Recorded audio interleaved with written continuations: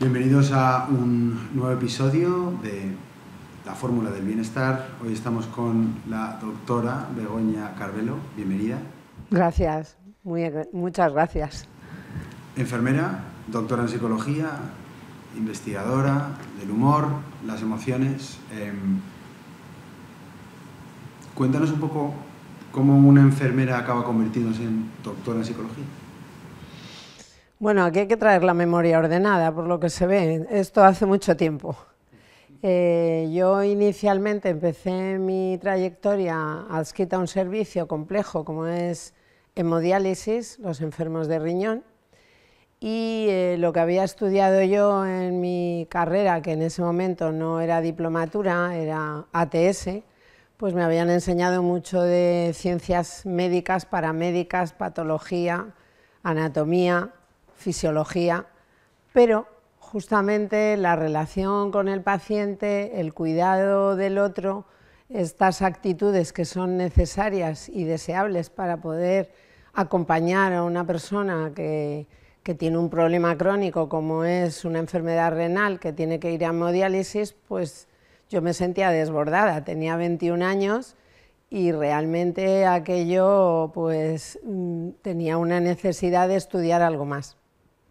Ahí comencé a estudiar psicología y terminé teniendo hijos, por lo menos el primero, y ahí me di cuenta de una cosa que luego seguramente vamos a hablar de ello, y es que las diálisis, que normalmente dan mucha sintomatología, bueno, ahora seguramente ha cambiado, pero en aquel momento pues lo que era todo el proceso de depuración de la sangre pues daba bajadas de tensión, calambres, mareos, muchos vómitos, bueno, había todo un abanico florido de síntomas.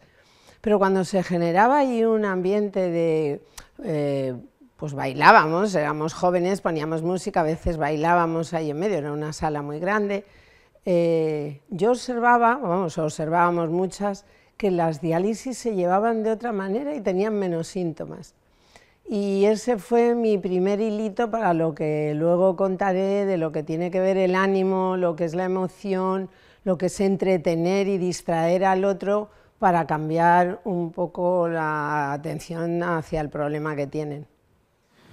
O sea, que siendo enfermera ya te dabas cuenta, no con 21, sino al cabo de un tiempo, 10, 15, 20 años, más o menos, que había algo ahí importante en la relación con el paciente y en el humor para que una persona pueda enfrentarse a una enfermedad o a un hecho traumático de otra forma, ¿no? Sí, bueno, luego ha habido una serie de acontecimientos.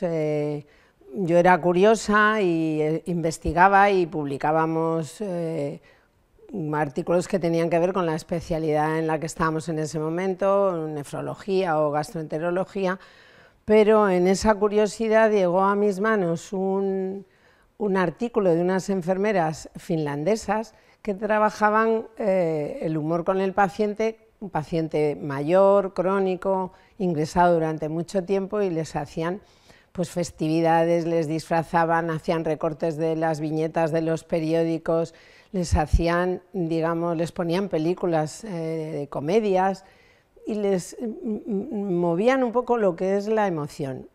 Obviamente, ligar eso a mi trayectoria después pues tiene que ver con más cosas, claro. Luego me he formado en gestión emocional y he hecho un máster, y luego en actitudes en la relación con el paciente, y todo eso me ha llevado a creer que la emoción es lo más importante que tenemos las personas, que la emoción o aprendes a manejarla o te vas a dejar llevar y vas a sentir el fracaso y la frustración de no saber cómo encajar, y que luego en la escuela no nos enseñan. A mí me llama la atención que con mis nietos no veo tampoco una gran diferencia de lo que es el aprendizaje en la escuela, de lo que se les está contando a los niños, de la importancia que tiene, exactamente igual que las matemáticas y la lengua, que puedan gestionar emocionalmente su vida, porque eso les va a dar una percepción muy diferente del éxito, y desde luego las relaciones van a mejorar, van a tener una satisfacción pues muy diferente. Vamos a profundizar, creo, un poquito más en ese tema, que interesa mucho en One Health. Hay que empezar cuanto antes a enseñar. Y la infancia hoy es un foco de conocimiento y educación que tenemos en la compañía, pero antes de eso, ¿qué es una emoción? Pues una emoción, que viene del emovere, del latín, es ponernos en movimiento. Una emoción es ponernos en marcha, es procesar una información, pero que nos mueve todo el cuerpo, porque la emoción genera endorfinas y genera sustancias y hormonas que van a poner en marcha nuestro cuerpo, y nuestro cuerpo estamos muy desconectados. Mucha gente dice, yo no sé lo que quiero, no sé lo que siento, sé que estoy mal, y no sabe poner palabras. Lo que es el aprendizaje emocional es muy sencillo, no entiendo por qué no se lleva más al público en general, porque las emociones son pocas, realmente hay que aprender a gestionar muy pocas. De hecho, vamos a nombrarlas, es el miedo, el enfado y la tristeza. Casi todas las nomenclaturas van a tener que ver con estas tres emociones. Luego hay otras, la alegría es una emoción, pero gestionar la alegría parece más fácil, a la gente lo procesa de una forma diferente. Pero vivimos una sociedad donde el miedo nos está continuamente llenando la vida cotidiana, y hay veces que el miedo nos paraliza. La mayor parte de las veces, bueno, y el miedo a la vida se está viendo ahora. O sea, nosotros normalmente hemos hablado desde nuestra época del miedo a la muerte, y eso es un miedo común. Pero es cierto que ahora hay un aumento del miedo a la vida. La gente se quiere quitar de en medio porque no quiere vivir esta vida, y esto debe de llamarnos la atención ya de una vez por todas. Hay que aprender a gestionar el miedo y hay que aprender a gestionar el enfado que lleva a las personas a estar muy amargadas durante el día y en el trabajo y en su familia, o a veces el enfado del trabajo se la llevan a la familia, o proyecta todo lo que está acumulando. El enfado es una emoción muy atractiva, ¿no? Porque como que parece que te metes ahí, el explosionar es como muy sano. No es cierto. El enfado, realmente, en un enfado puede haber un ataque al corazón, un infarto.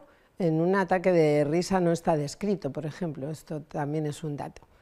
Y luego la tristeza es una emoción que si uno reconoce que es lo que me lleva a la pena o a lo que me está produciendo tristeza, yo puedo saber dónde la siento en el cuerpo, porque las emociones se ponen en el cuerpo, y saber qué necesito para dármelo de alguna forma.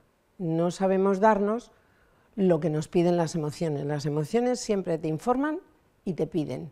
Si yo no sé lo que siento, si no sé ponerle nombre, si no siento en qué parte del cuerpo está, si no soy capaz de canalizar esto, voy a estar muy desconectada de mi cuerpo y de mi emoción. Entonces, me parece un punto importante el aprender a gestionar, que es muy sencillo y lleva poco tiempo realmente. Enseguida se ve.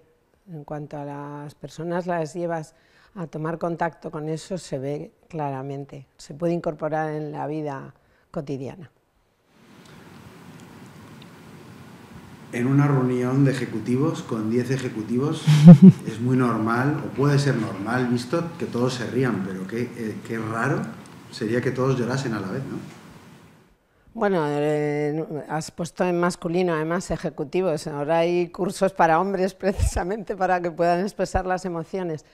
Pero los hombres pero porque culturalmente han enseñado también esto. O sea, la emoción no es una debilidad, el sentir no es una debilidad, es algo humano.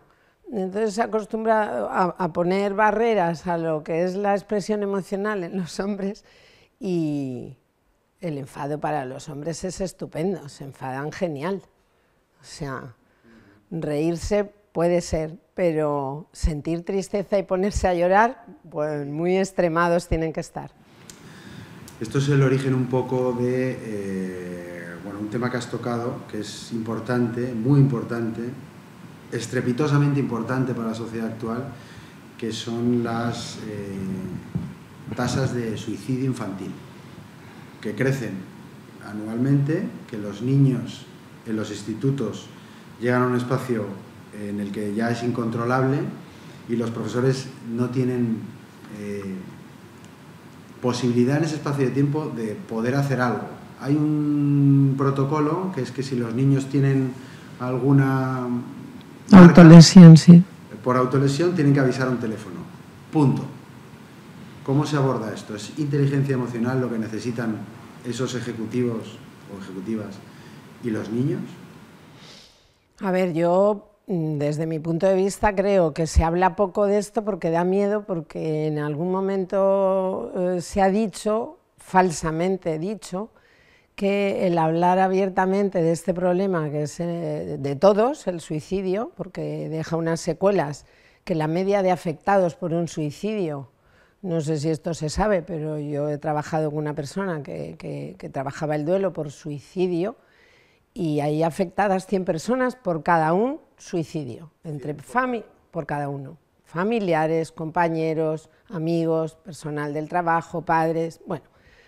Entonces no es banal esta cifra, porque el duelo también requiere su tiempo, y el suicidio hay que prevenirlo escuchando qué es lo que pasa. Si no tienes armas o te da miedo escuchar ciertas palabras de intentos autolíticos o de poner pues, palabras a situaciones de sufrimiento que no sabes manejar y que las retiras y llamas al profesional, pues sí es lógico, es muy humano también.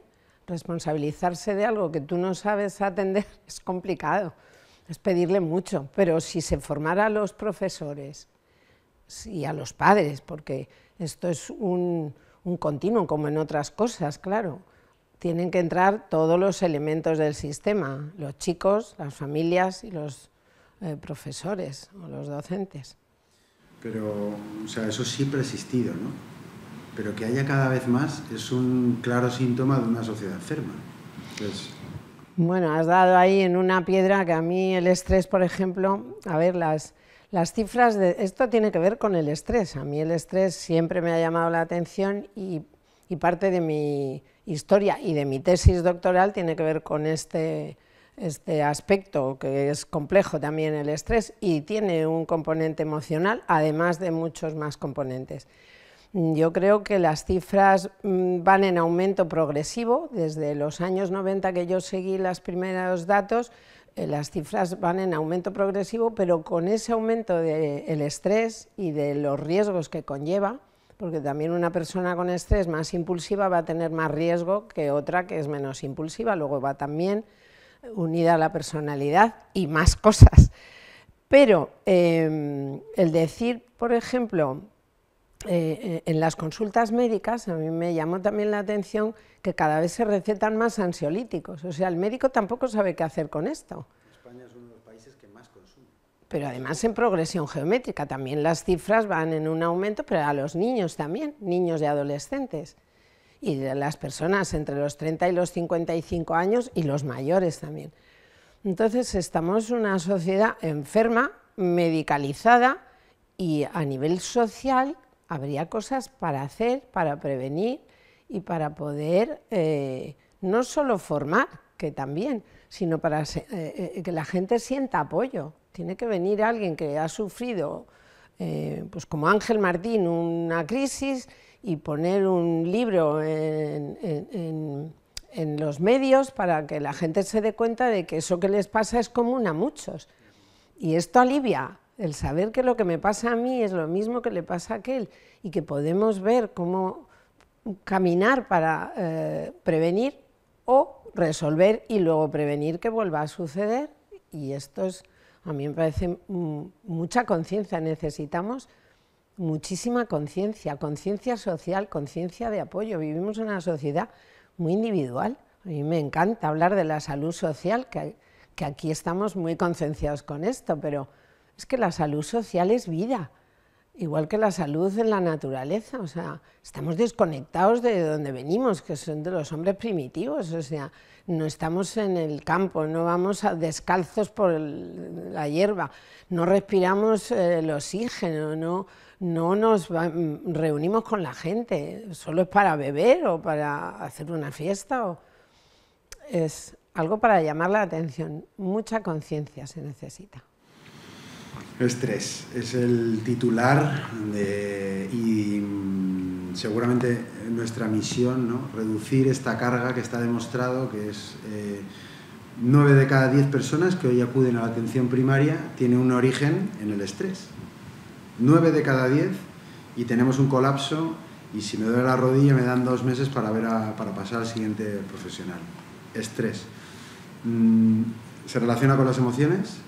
Se relaciona con la salud mental, se relaciona con el sedentarismo, se relaciona con el uso abusivo de tóxicos, se relaciona con el aislamiento social.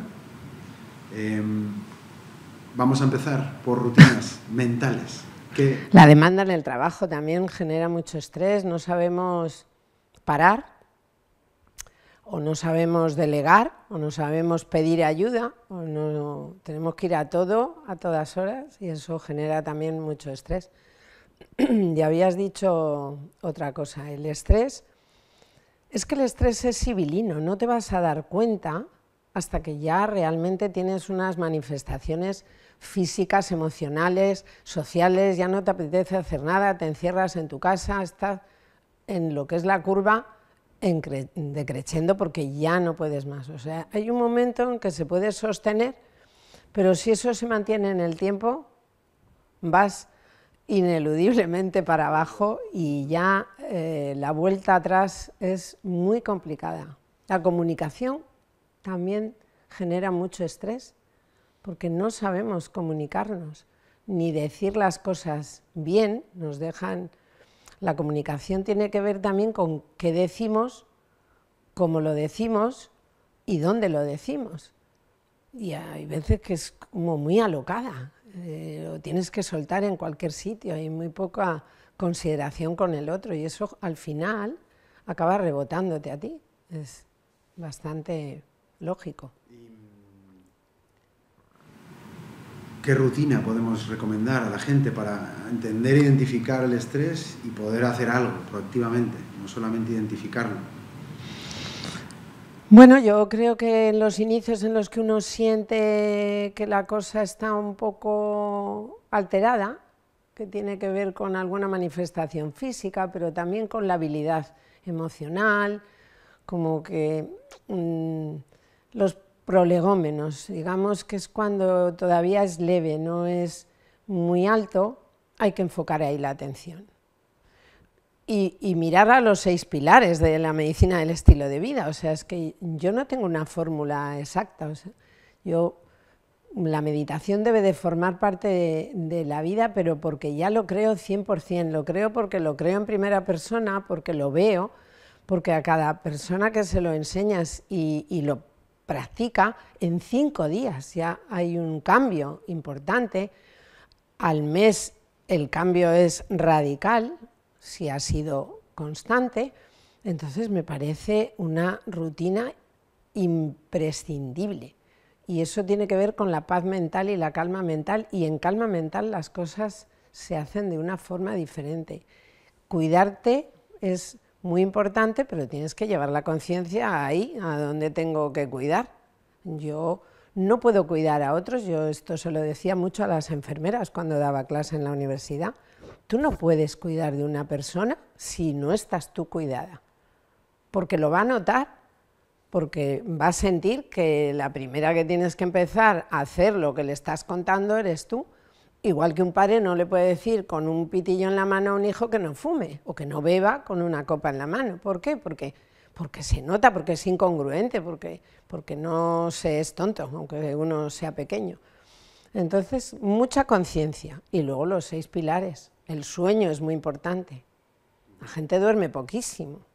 Se acuesta tarde, se levanta pronto, cena tarde. Son rutinas muy sencillas y que cuando empiezas a practicarlas te das cuenta de que funcionan. y te puedes quitar las pastillas, porque también hay otra tendencia que si no duermes bien, pues lo primero es un hipnótico o un relajante o sí, hay una pastilla, lo que sea. Hay una pastilla, seguramente si la buscas para ser feliz. Sí. Lo difícil es... Sí, sí, eso tiene nombre. Cambiar el hábito, sí. Cambiar el hábito y cambiar el hábito. Es decir, duermo mal, pastilla para mejorar mi descanso. Tengo ansiedad, pastilla para reducir mi ansiedad. Pero es que luego el cerebro... Estoy gordo, pínchame para quitar... Claro, eso es lo fácil. Pero es que luego nuestro cerebro es magnífico, porque es que aprende rápido. Incluso le podemos engañar rápido. Porque, por ejemplo, otra cosa que me sorprendió a mí, la risa forzada tiene el efecto igual de beneficioso que la risa espontánea. Y dices, ¿pero cómo puede ser? Sí, da igual. El cerebro no distingue, pasa como con la visualización, entre crear algo a nivel visual, imaginativo, o vivirlo, tampoco ve mucho la diferencia. Entonces, es sencillo enseñarlo. Lo que pasa es que hay que poner una rutina y un plan. Nos tomamos la vida muy en serio. Bueno, es que la seriedad se ha dado mucho valor a la sociedad, por parte de la sociedad. O sea, ¿tú eres serio? ¿En serio que me dices esto? O sea, lo utilizamos en el lenguaje, pero tómatelo en serio. Pero oye, aquí trabajamos en serio. Entonces, se le da un valor y la gente que es más simpática, pues ya tiene como su parte dedicada a eso. Pero hay una autora americana que se llama Leslie Yerkes, que tiene un librito muy simpático que con humor se trabaja mejor. Y empieza con 11 principios, bueno, no vienen al caso, pero habla de la empresa en Estados Unidos. Y el primero es el líder. El líder es el que tiene que permitir que haya humor en su grupo, porque si no lo permite, pues ya todo lo que viene después no va a ser posible. Bueno, yo tengo otra autora que tiene un libro también del humor, en este caso en la relación con el paciente, es la doctora Begoña Carvelo, que está aquí sentada conmigo, el humor en la relación con el paciente. Una guía para profesionales de la salud. Además tiene, bueno, una viñeta que te hizo Forges. Mi buen amigo Forges. Tu buen amigo Forges en su momento. Bueno, cuéntanos, una guía para profesionales de la salud. Yo me quedo con una cosa principal, una premisa del libro, y es que los enfermos se recuperan antes con humor, con buen humor. Bueno, en el prólogo Rojas Marcos dice que lo bueno del humor es que hace la vida más agradable y también la prolonga. O sea, hay estudios del optimismo también, no solo del humor. El humor es una actitud mental, sí, ¿no? Porque a lo mejor, claro, o sea, incluye todo. Pero también hay un humor que no es apropiado dentro de lo terapéutico, hay un humor pues, que no conviene y que deja mal el otro, se necesita mucha empatía para utilizar el humor en la relación con el paciente.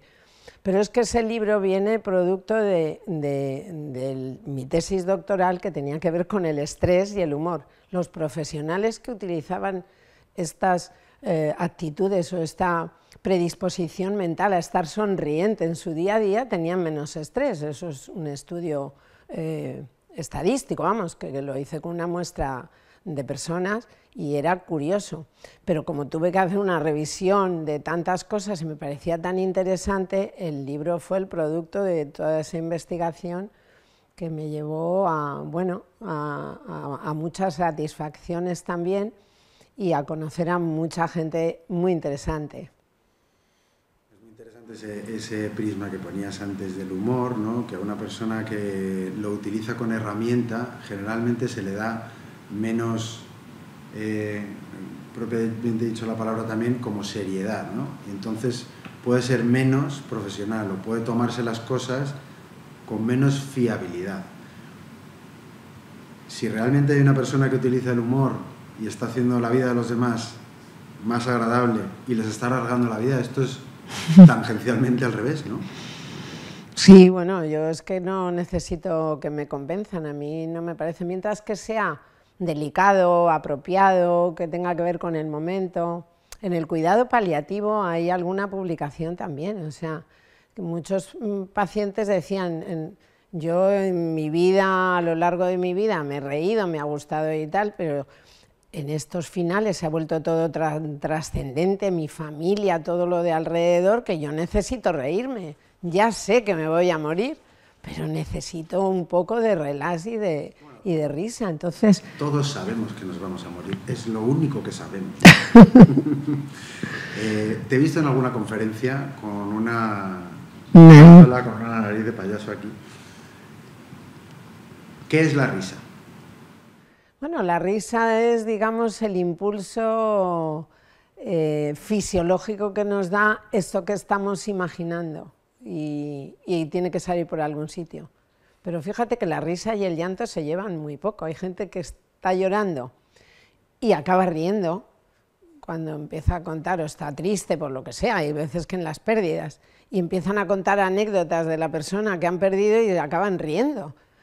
Y lo mismo, hay veces que te estás riendo y acabas llorando de risa o te ha conectado con algo y de repente pues ahí hay una explosión. O sea que son dos maneras de sacar la emoción que podemos. En la ira también hay como llanto, porque hay veces que los ojos lloran y todo, necesita salir por algún sitio. Sí, lo que pasa es que la risa, ¿no? Si lo único que sabemos que con certeza absoluta es que vamos a morir y convivimos con ello siempre, reír es como la forma más, ¿cómo explicarlo?, trascendental de sonreírle a tu alma, ¿no? Y decir, bueno, mira, si ya sabemos que estamos aquí de la mano, sea cual sea el problema, todos tenemos un problema mayor o uno menor y convivimos con él. Es una forma como muy directa de decir, da igual todo. Los budas siempre se manifiestan riendo, o sea, la risa hay que utilizarla más de la que la utilizamos, sobre todo para nuestro bien, y si el momento no te parece apropiado, pues te puedes meter en el baño y soltar ahí lo que puedas y volver a tu sitio, o pues encontrar el momento, pero hay que buscar momentos. Y la sonrisa también, Nazaret Castellanos, que me encanta, habla de la sonrisa, porque es que el cerebro recoge como un beneficio, o sea, que está segregando sustancias beneficiosas para nosotras. No sé cómo hay gente que es que no sonríe nunca. Bueno, es una cuestión de aprendizaje. ¿Cómo se organiza una sesión de risoterapia? Pues con mucho juego, globos, cintas, permitiendo que la gente se suelte. Es que la vergüenza es otra emoción. La vergüenza es como un miedo distinto, en vez de hacia afuera, es un poco hacia adentro. Y entonces tienes que trabajar poco a poco, con que uno vaya dando pasitos a esa vergüenza o autolimitación. Pero hay muchos tips y muchos ejercicios y de risa y de juegos de risa hay mucho en el mercado. Muchísimo más que del humor. Sí.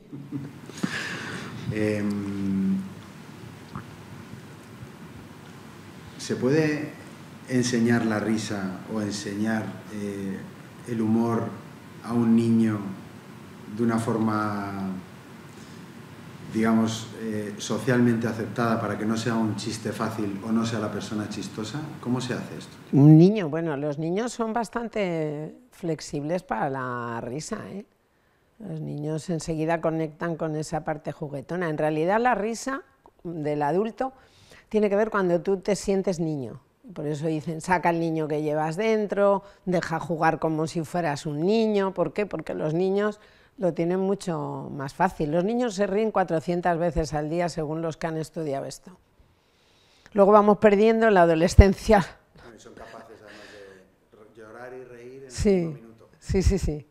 En la adolescencia se va perdiendo y los adultos hay veces que si se ríen 1 o 2 veces al día tienen suerte. O sea, que se enseña, el humor es algo que se enseña, que se puede enseñar. Sí, bueno, es una predisposición. El humor en sí es una actitud mental. Te lo tomas un poco a la ligera lo que te pasa. De hecho, lo que te pasa te lo puedes tomar como muy dramáticamente o a la ligera. Eso es una elección, es que no nos damos cuenta de la cantidad de cosas que podemos elegir y no hacemos elecciones. Entonces, eso también lo puedes elegir. Bueno, esto ya pasará, esto no va a durar siempre, esto ya veremos mañana. Lo que sí es verdad que cuando nos pasan cosas que no son agradables, hay que conectar con qué estoy necesitando, que es la emoción, o sea, dónde siento del cuerpo, qué siento, puedo ponerle nombre y qué necesito. Esa es la secuencia, que en realidad es sencilla. Bueno, tendría más, pero básicamente, para que se entienda, es eso. En el cuerpo se conecta la emoción y qué es lo que estoy necesitando. Entonces, en el drama, realmente tú te das cuenta de que eso no te va a aportar mucho o no va a mejorar las cosas. Y hay muchas frases de gente muy famosa que hablan de esto, ¿no? De cuando las cosas se ponen mal, tómatelo un poco más a la ligera porque realmente tu drama no va a cambiarlo. ¿Y cuál es el proceso de somatizar una emoción? Dices que las emociones hay que observarlas, ver dónde surgen y corregir. Hay algunas, ¿no?, que duele más el estómago, hay otras que están más en el pecho. Están muy en el tronco. O sea, ¿todas en el mismo nivel? El enfado está muy en el pecho, a veces en la tripa, en el cuello, pero andan casi por el tronco. De hecho, en cuanto... Es que no tal... ¿Dónde lo sientes? ¿Dónde lo sientes? Es la primera. Ponte la mano. Porque eso es una conexión con el cuerpo. Y es una forma también de enfocar la atención. O sea, somos muy desatentos a lo que nos pasa, a la vida en general. Vivimos, parece que estamos todos en un trastorno de déficit de atención porque estamos muy desatendidos. Pero es que a ti tienes que atenderte, o sea, es fundamental atender lo que pasa por tu cuerpo. En creo que era 2014, llevaste a cabo un estudio con dos jóvenes en el que se desconectaban de sus redes sociales, que por aquel entonces no existía Instagram, era Facebook y WhatsApp. Se lo desconectaba durante 21 días y tú, como profesional de la psicología y un sociólogo, analizaban las reacciones de estos dos adolescentes. No eran adolescentes, creo que tenían 25, 26 años. ¿Qué conclusiones se sacaba en aquel entonces? Que el impacto y la penetración era muchísimo, infinitamente menor que hoy. Hombre, en resumen es que pasaron unos momentos de bastante desorientación y angustia, con emociones que describían, que tienen que ver con esto, que tristeza, que han quedado, no me han avisado, porque no han podido, porque tal, enfado, miedo a ver qué pasarán. Es que generalmente están muy presentes estas tres emociones, realmente no es tan rara. La inteligencia emocional no tiene que ver con tantas emociones, con pocas. Pero al final se fueron como acomodando y fueron encajando la situación y adecuándose a lo que les tocaba vivir. A mí me resultó muy interesante, un estudio muy sencillo que sí que realmente nos han estado pues preguntando. Bueno, ahora sería casi... Bueno, ahora a un joven no le puedes quitar el móvil. No, porque sería como una forma casi de agresión. Una forma de agresión, quitar el móvil a un joven. Seguramente. Bueno, mayor de edad, no digo a un niño, digo, por encima de los 18 años, creo que no sería posible hacer este estudio en estos momentos. Bueno, voluntarios, claro. Bueno, pues vamos a intentar hacerlo. Me parece bien. Redes sociales, desconexión, difícil gestión hoy de las relaciones, de las emociones y demás, porque además no se ven. Entiendo que las emociones no solamente están dentro de uno, sino que tienen mucho que ver con la conexión de los demás. Y encima decimos casos como que hoy el experimento aquel de 2014 de quitar a 2 personas de sus perfiles durante 21 días para hacer la prueba hoy no sería posible porque igual hay hasta denuncias, ¿no? O sea, es algo como que nos estamos metiendo en un mundo ultra dependiente de eso y además es un mundo peligroso porque aísla. Por poner un caso y un ejemplo, que me contaban hace no mucho una niña que empiezan a observar a sus padres una tendencia distinta, hábitos alimenticios distintos, en vestimenta distinto, empieza a preocupar un poco más allá y van viendo que físicamente cambia ligeramente y ya ven marcas autolíticas y entonces ya se preocupan mucho más, investigan y metiéndose en su perfil de Instagram ven cómo está conectada esta chica adolescente con comunidades que potencian el suicidio y te enseñan a suicidarte. No así, rájate así, haz esto, en fin. ¿Dónde va a parar esto? ¿Qué se puede hacer para enseñar a estas nuevas generaciones que vienen qué es una buena relación y cómo se gestiona eso? Claro, esto con educación emocional previa no se va a paliar todo, ¿eh? De hecho, hay países que han tomado medidas un poco más drásticas con adolescentes de no permitir que entren en determinadas redes que no hay ningún control, ya lo estamos viendo. O sea, les da igual, solo los me gusta o les importa más cada vez personas vinculadas a la red, no hay alma en eso. ¿Qué se puede hacer? Bueno, primero la comunicación con los padres es fundamental, volvemos un poco otra vez al inicio de la educación.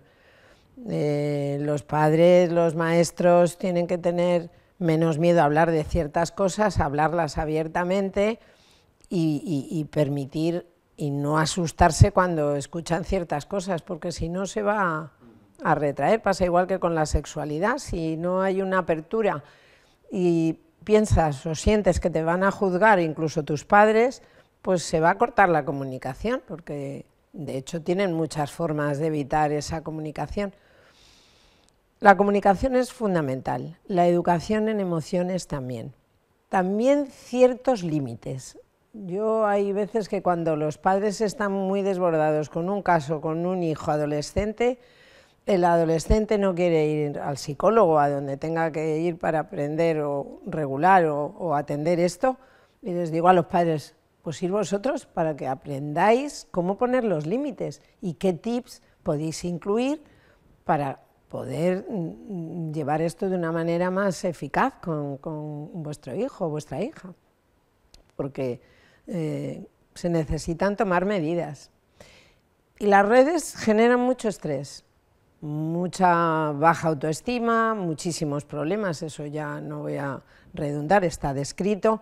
En realidad es mucho aislamiento, a veces obesidad porque están sentados, la autoestima por los suelos, comen mal, es un mundo como oscuro para una persona que tiene que estar en la calle junto con su grupo de iguales y haciendo deporte al aire libre o haciendo cosas, pues eso como se ha hecho siempre. Esto realmente sí debería de llamar la atención desde los centros educativos y los padres que estén pendientes. Vale, pues oye, para terminar un poco este video podcast, ¿nos puedes hacer alguna recomendación general para el cuidado, para el estilo de vida que llevamos hoy? Y si nos puedes recomendar también algún libro que leer, o algún podcast que escuchar, alguna serie que ver, peli. Bueno, vaya información.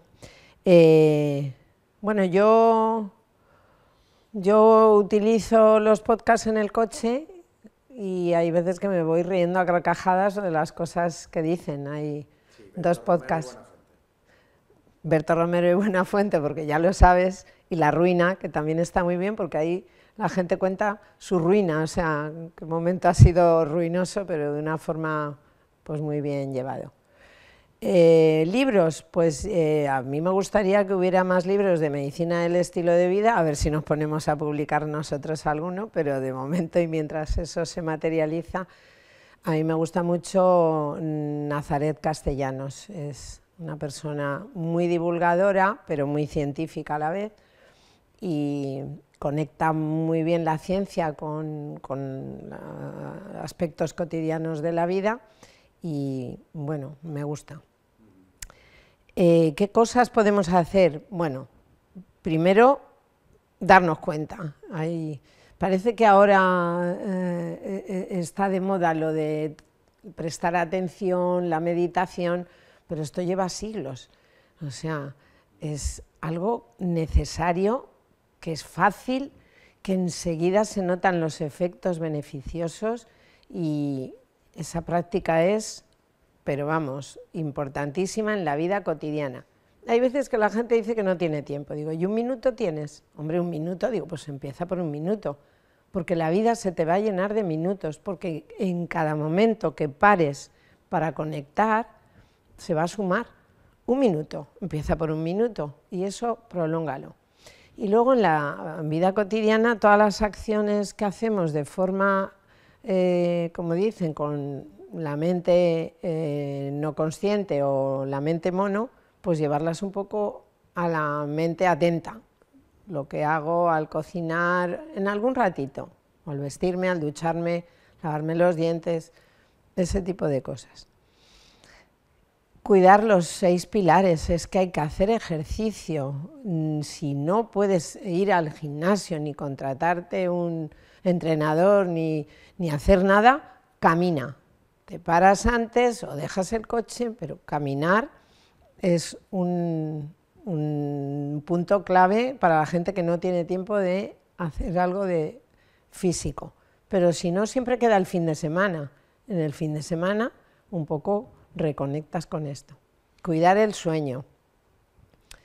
A ver, acostarse a las 11, porque la melatonina empieza, en realidad sería entre las 10 y las 11, pero de las 11 a las 7:30 de la mañana esa noche no puede cortarse ni antes ni después. Es muy importante descansar.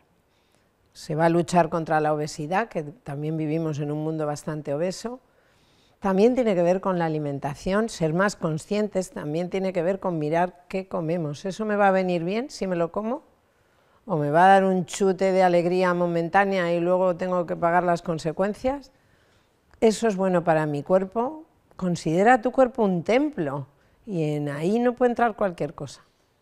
La salud social, que ya lo hemos visto, relaciónate, queda con amigas, tómate algo, sal, muévete y conéctate. Y la salud mental y la salud emocional, pues las pistas que hemos dado, pero en serio, en serio y continuamente. Pues muchas gracias por venir. ¿Has estado bien?